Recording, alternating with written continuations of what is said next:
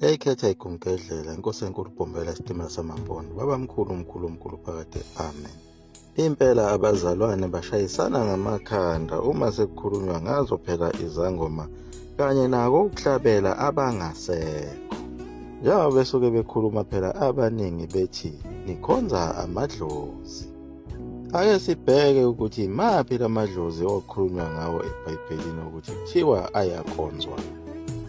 Njengoba nayo incwadi kaLevi 20 verse 27 eyayisho ithi elikuye idlozi makabulawe. Lapho khona lithi owesilisa noma owesifazane oyisangoma noma umthakathi phakathi kwenu wobulawa imkhande ngamatshe igazi labo libe phezu kwamakhanda abo. Abaningi lencwadi basuke bengayazi ukuthi iqale kuphi njengoba baqhamuke sebefunda ivesi lokugcina. Empeleni uNkulunkulu ayikhuluma lapha ngezizwe ezazikhonza abanye onkulunkulu njengoba onkulunkulu ababekhona ngalesiya sikhathi khona kwa-Israyeli. Ngesikhathi sikaMose babe-11. uNkulunkulu u-Adramelech owayekhonzwa kakhulu yibona base-Asiriya otholakala encwadini yamakhosi esibili 17 verse 31 naku-Isaya 38 verse 1. Lowo nkulunkulu wabo ongu-Adramelech wayevame ukuhamba naye omunye futhi unkulunkulu okuthiwa u-Anamek. Lowo nkulunkulu wayehlatshelwa ngayo imikhosi yamawayini kanye nawo umkhosi kaKhisimusi kanye nawo ama-Easter.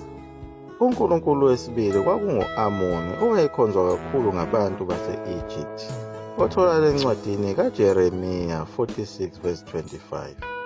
Kube uNkulunkulu wesithathu u-Anamelech owayekhonzwa kakhulu yiwo amaSephavite otholakala encwadini yamakhosi esibili 17 verse 31. Uzoba uNkulunkulu okwakuthiwa uBeth Anat naye wayekhonzwa yibo futhi abantu baseSiri. Kuba omunye uNkulunkulu okuthiwa ngu-Artemis owayekhonzwe kakhulu yiwona amaGreki. Kuba uNkulunkulu okuthiwa ngu-Ashera owayekhonzwe kakhulu yibona abantu baseKhenani. Kuba uNkulunkulu okwakuthiwa ngu-Ashima owayekhonzwe kakhulu yiwo ama-Assyrians kanye nawo amaHamati. Utholakala kuyo incwadi yamakhosi esibili 17 verse 30. Kuba uNkulunkulu okuthiwa ngu-Ashtaroth owayekhonzwe kakhulu yibona abaseKhenana.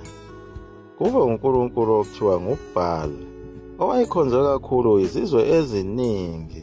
abaseKhenani babemthanda nabo abase-Asiriya babemthanda nakhona e-Akroni naseBhabhiloni babemthanda kakhulu. Lowo nkulunkulu uye wayebuye ebuzwe ngaye phela uBeelzebuli abuye abizwe ngaye phela uMoloki. Bese kuzoba uye unkulunkulu okwakuthiwa nguBelial otholakala kuye uDeuteronomy 13 verse 13. Bese kuzoba khona unkulunkulu lona oyithole legolide owake wakhonzwa yibo abantwana bakwa-Israyeli. Bonke labo nkulunkulu esengibabalile lapha babe ngonkulunkulu ababeyizitha ezinkulu zikaNkulunkulu kanye nazo lezi zizwe ezazikhonza labo nkulunkulu zababe yizitha ezinkulu zakhe uNkulunkulu ongumenzi wezulu nomhlaba. Kanye nawo amaFilisti ayebakhonze kakhulu nabo labo nkulunkulu njengaye uBhali ayekhonza yena. Labo nkulunkulu babe nemigubho eminingi njengawo umgubho walo iwayini owawuba ngako kuphela kwayo inyanga kaFebruwari kuze kuyogamanxela enyangeni kaMashi. Lo mgubho wawunonkulunkulu wawo owakuthiwa nguDionysus kanye nomunye futhi unkulunkulu okwakuthiwa uBakhasi okuyibona babesuke bedunyiswa kakhulu ngayo lenyanga kaFebruwari naye uMashi. Bonke labo nkulunkulu babehlatshelwa njengoba lo mgubho walo iwayini wawulandelana phela nawo lo mgubho wama-Easter owuba ngasekupheleni kwakhe uMashi. Ngakho ukuthi babeqondanisile phela nako ukugcwala kwayo inyanga. Bonke labo nkulunkulu esengibabalile babephazamisana kakhulu noNkulunkulu omenzi wezulu nomhlaba. Ngakho ukuthi eminye imigubho yawo yayiphazamisa yona phela imigubho yakhe naye uJehova. Njengalo iphasika likaJehova elaligujwa ibona abantwana bakwa-Israyeli. Njengoba kwakushiyana ngenyanga eyodwa vo, kwesinye isikhathi kwakwenzeka kuqondane kube senyangeni eyodwa. uNkulunkulu ngaso sonke isikhathi wayehlale baluleka bona abantwana baka-Israyeli ukuthi beze bengaphendukeli kulezi zizwe ezinalabo uNkulunkulu, njengoba naye u-Abrahama wayala inceku yakhe ukuthi ibe neqiniso lokuthi indodana yakhe u-Abrahama ingamthatheli unkosikazi kulezi zizwe, ngoba uzofika azofaka umoya walabo uNkulunkulu abayizitha zikaNkulunkulu onguJehova. Yini ayizonda kangaka uNkulunkulu kulaba bantu ababekhonza labo uNkulunkulu? Laba bantu phela babemhlubukile uNkulunkulu, futhi yibo laba ababenemimoya yobungoma. Bephinde bebe nayo imikhubo yabo phela eyayidume kakhulu njengawo uKhisimusi. Bese kuba yiko ukugubha ukuphela konyaka, uHappy New Year, kanye nayo iValentine, kanye nawo ama-Easter, kanye nawo uHalloween, nawo umgubho walo iwayini, kanye neminye imigubho eminingi ababeyenza. Okwakuhlatshwa kushiswe izimpepho, kushiselwe labo uNkulunkulu, njengoba kukhona izangoma zakulezi zizwe ezaduma kakhulu okwakuthiwa nguSimoni kanye naye u-Elimas, ezazinamandla kakhulu, okwathi noma sezihambile emhlabeni le mimoya eyayikuzo yasala yasebenza kahle kakhulu, bephula beshaya emhlulwini. Abantwana bakwa-Israyeli babehlala ngokuhalela izinto zalezi zizwe, njengoba nawo amakhosi akwa-Israyeli ayigcina enyonyoba eza kulezi zizwe, efuna phela ukuzothola ngekusasa layo, njengoba nayo inkosi uSawuli yagcina phela isiye kuzo izangoma zakhona lapha ezazishaya emhlolweni, kanye nayo inkosi uHezekiyeli eyayigula kakhulu yaze yaziphonsa kubo laba bantu bezizwe ababenemimoya eshaya emhlolweni. Lezi zizwe zazibonakala ziphila kamnandi, ngoba phela nawo umcebo zazinawo, kanye nayo le micimbi yabo eyayingenamkhawulo. Zazingaphili ngaphansi kwemithetho lezi zizwe, kwakuphuzwa, kubhenywa, kanye nazo izintombi zithe chithi saka kungecala nakho ukulala nayo intombi yomuntu noma umfazi womuntu. Kanye nawo le migubho yabo phela eyayihlale inewayini ngaso sonke isikhathi, nayo inyama yengulube, bese kuba yilo ucansi olunganamkhawulo, njengawo umgubho wayo iValentine, kanye nawo ama-Easter, njengoba ama-Easter phela ayigujwa kulo ithempeli likaBhali, lapho kusuke kufakwe khona izintombi ezisencane eziphuziswa lona iwayini bese zilala nazo izinsizwa. Kwakuba ukushintshashintshwana ngazo lezi ntombi zigcine zikhulelwe zingazi nokuthi zikhuleliswe ngubani, njengoba phela kuwo lo mkhosi omkhulu kwakugujwa kona ukushona kwalo ilanga elizoshona isikhathi eside, njengoba kusuke sekungena ubusika. Lokho kushona kwelanga elinguNkulunkulu kubona babebiza ngako ukuthi liyafa uma lishona.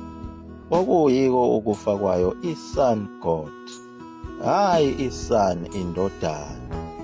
Le nkolo yabo ababekhonza yona inkolo yelanga kanye nayo inyanga, kwakubuye kube khona umuntu phaqa omela lo nkulunkulu oyilanga. Lowo muntu wayebizwa ngayo i-Son of Sun God, noma bambize ngayo i-Son of God, indodana yoNkulunkulu oyilanga. Lezi zizwe zazibambisene futhi zizwana kahle kakhulu ngalabo onkulunkulu bazo ababebayizithixo, njengoba phela kwakuhambisana labo nkulunkulu esengibabalile. Abanye babo babengama-Sun God, abanye bengama-Moon God, njengaye u-Anameleki owayeyi-Moon God, bese kuthi u-Adrameleki yena wayeyi-Sun God. Inhloso kaNkulunkulu kwawukuthi aqede nya ngalezi zizwe ezasezimhlubukile zikhonza izithixo. Ingakho nje wathumela yona inkosi uSawuli ukuthi iyojuqa kwezinye zalezi zizwe.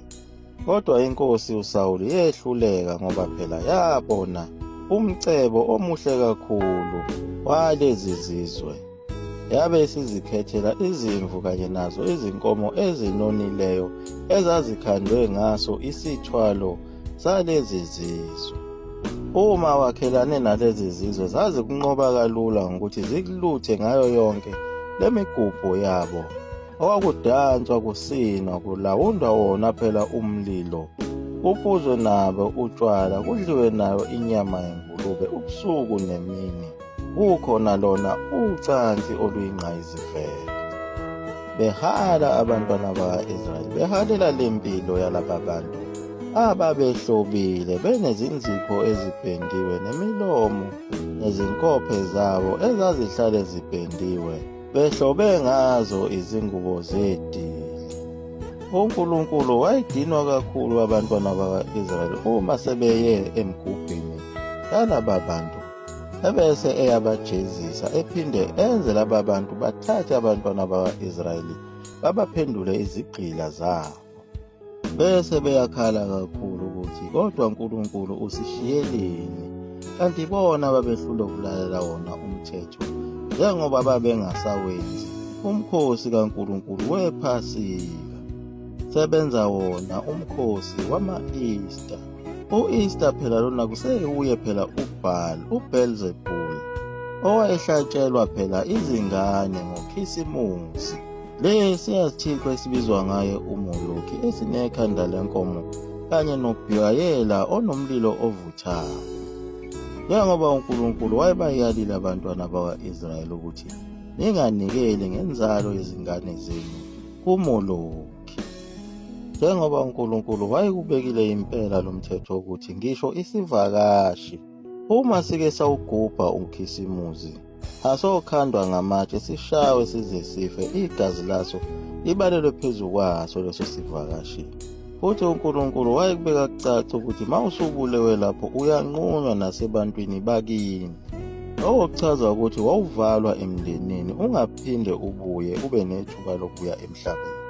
Futhi uNkulunkulu wayekubeka ngokusobala ukuthi manimyekile lo muntu okade egubha uKhisimusi, yena qobo lwakhe uyojikela nina anibulale. Lamavesi esewonke achaza kona ukuthi kwakungesona sodwa isangoma okwakuthiwa sibulawe, kodwa kwakubulawa bonke abantu bakwa-Israyeli ababephendukela kulabo uNkulunkulu abawu-11, njengoba uMose naye wababulala ababekhonza ithole legolide. Abantu ababelandela labo uNkulunkulu babebonakala ngani? Babebonakala ngokudla ingulube. Babebonakala ngani? Ngako kuhloba, ukuzipenda izinzipho kanye nayo imilomo namashiya. Bese behloba ngazo izingubo zalo idili, bephuze namawayini. Babebonakala ngani? Ngokugubha iValentine, ama-Easter, uHalloween kanye noKhisimusi. Phakathi kwabo laba bantu kwatholakala bona abantu ababenemimoya yakho ukugula nokwenza phela imilingo, ngayo imimoya kaSimon and Elimas.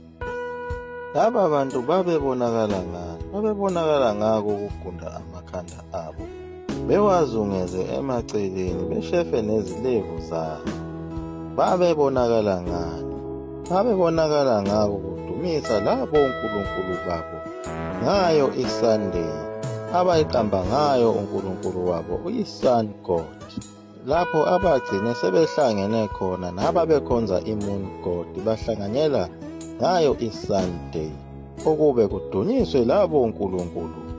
Babebonakala ngani? Babebonakala ngako abesifazane bakhona ababegqoka izimpahla zamadoda, kanye nawo amadoda ayegqoka izimpahla zabantu besifazane. Babebonakala ngani? Babebonakala ngako ukuthi indoda yayithandana nenye indoda, umfazi athandana nomunye umfazi. Babebonakala ngani? Babebonakala nangako ukufuya ezinja emakhaya abo bephinde belale nazo. Lokho okungafunwa uNkulunkulu ukuthi umuntu alale nesilwane njengokuba esuke elele nomyeni wakhe. Akukho lapho uNkulunkulu anqaba khona ukuthi uzihlabele imbuzi yakho noma inkomo yakho uhlabele yena, noma uhlabe imbuzi uhlabele wena ngezono zakho ozenzileyo, noma uthathe yona imbuzi uye kuye umpristi omkhulu uyocelela ubaba wakho ofele empini intethelelo, njengoba ayengalitholanga ithuba lokuziyela kuye umpristi omkhulu ubamcelela intethelelo kuNkulunkulu.